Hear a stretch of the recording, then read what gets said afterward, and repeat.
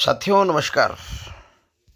आज पर्यटन यात्रा में हम चल रहे हैं कन्याकुमारी। हिंद महासागर, बंगाल की खाड़ी और अरब सागर का ये संगम स्थल, जहां अलग अलग सागर अपने भिन्न भिन्न रंगों को बिखेरते हुए एक बहुत ही मनोरम दृश्य उत्पन्न करते हैं। भारत के सबसे सुदूर दक्षिण में बसा ये कन्याकुमारी वर्षों से कला, संस्कृति और सभ्यता का प्रतीक रहा है।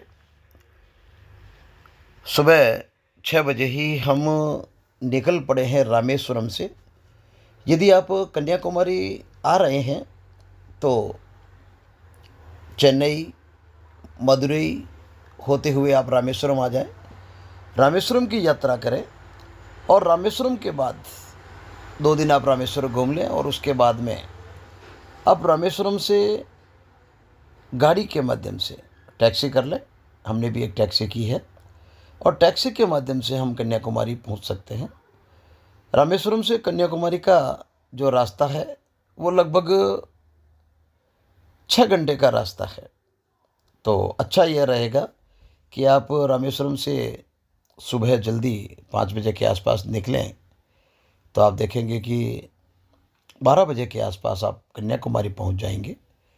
उसके बाद में आप कन्याकुमारी घूमने का आनंद ले सकते हैं। रामेश्वरम से कन्याकुमारी का जो रास्ता है बहुत ही सुंदर, चारों ओर सघन हरियाली, दूर दूर तक पहाड़ियों से घिरा हुआ यह दृश्य, और रोड के दोनों तरफ कन्याकुमारी जब चलते हैं अपन, रोड के दोनों तरफ पवन चक्कियाँ,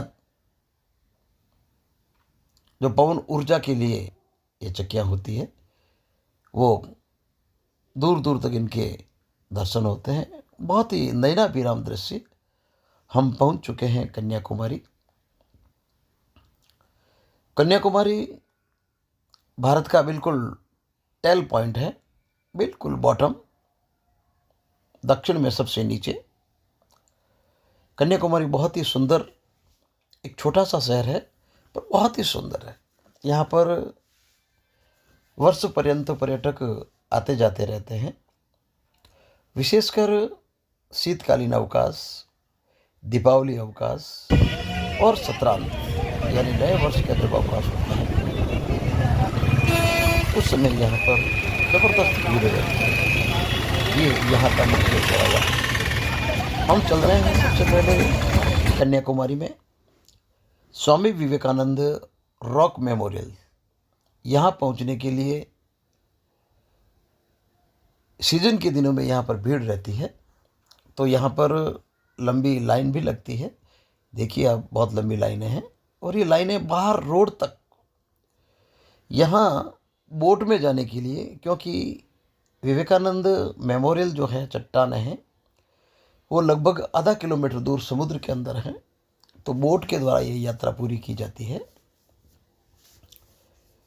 बोट में बैठने के लिए यहाँ पर 75 रुपये और 150 रुपये के टिकट मिलते हैं। आप इनमें से कोई भी टिकट ले सकते हैं। टिकट आप चाहे कोई भी लें, बोट आपकी वही रहेगी, पर टिकट लेने के बाद में आप बोट तक पहुंचने के लिए जो सुगम रास्ता है, नज़दीकी रास्ता है, ज़्यादा आपको भीड़ में चलना नहीं पड़े, बस इसीलिए आपको 150 रुपये का टिकट, यानी उसके अंदर थोड़ी भीड़ कम रहती है। हम अब बिल्कुल बोट के अंदर बैठने वाले हैं। बहुत ही शानदार दृश्य। देश भर से आए हुए पर्यटक यहाँ पर हमारी सांस्कृतिक छटा की अद्भुत प्रस्तुति, सांस्कृतिक रूप से बहुत ही समृद्ध ये कन्याकुमारी। यहाँ कन्याकुमारी के नाम से कन्याकुमारी एक मंदिर भी है जो शक्तिपीठ ऐसा कहते हैं। यहाँ पर माता पार्वती की जो रीढ़ की हड्डी है, पीठ है, उसके कुछ भाग यहाँ पर गिरे थे। इसलिए इसे शक्तिपीठ का दर्जा प्राप्त है। बोट में बैठ चुके हैं। जब भी आप पधारें बोट में बैठे तो सबसे पहला काम करें कि आप लाइफ सेविंग जो जैकेट है वो आप ज़रूर पहनें। इसमें किसी प्रकार की लापरवाही नहीं बरतें, क्योंकि दुर्घटनाएं जब होती है तो वो कहकर नहीं होती।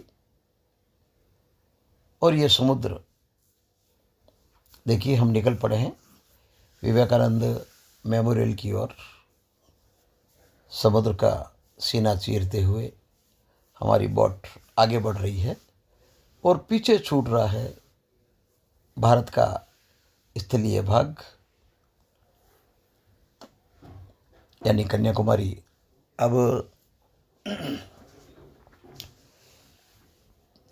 यहाँ पर 3 समुद्रों का संगम देखने को मिलता है, अरब सागर, बंगाल की खाड़ी और हिंद महासागर। बहुत ही ज़बरदस्त रोमांचक ये यात्रा।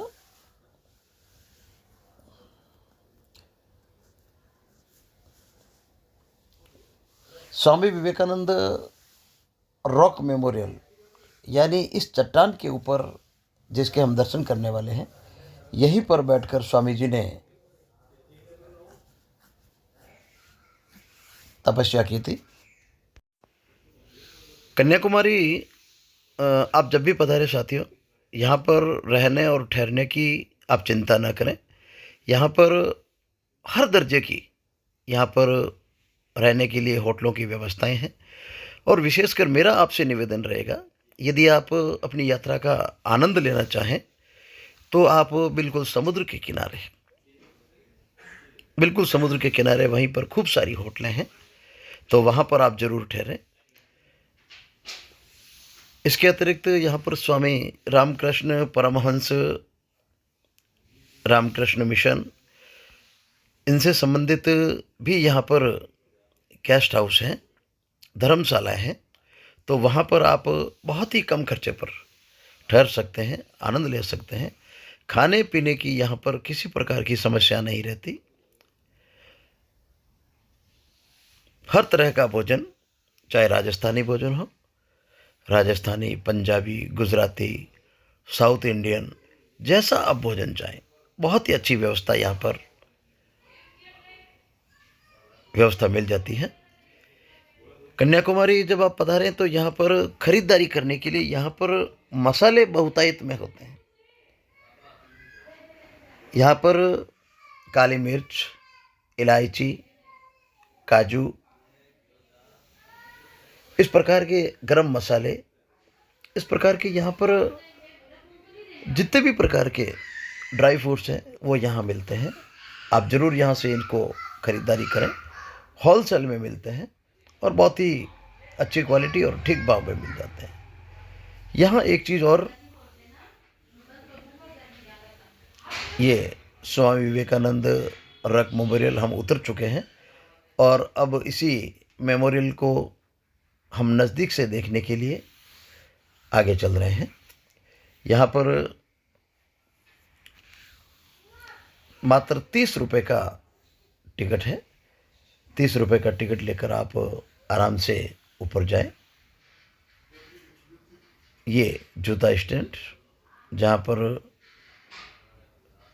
आप अपने जूते खोलकर, क्योंकि ये एक प्रकार का मंदिर है और मंदिर की अपनी मर्यादाएं होती हैं और हमें मंदिर की मर्यादा का पालन करना चाहिए।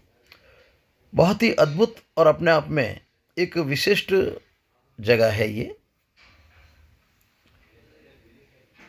यहाँ से रॉक मेमोरियल पर बैठकर, रॉक मेमोरियल पर जाकर